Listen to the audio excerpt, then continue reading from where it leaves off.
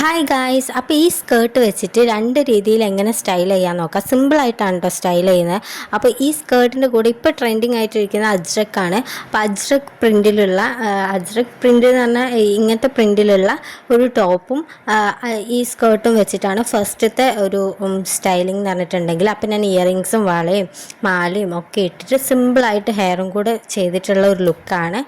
ഇഷ്ടമായിട്ടുണ്ടോ എന്ന് നോക്കണേ.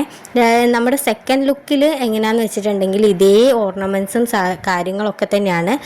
ഈ ഔട്ട്ഫിറ്റ് മാത്രം ഒന്ന് മാറ്റുന്നുണ്ടെന്നേ ഉള്ളൂ. സ്കേർട്ട് അത് തന്നെയാണ്.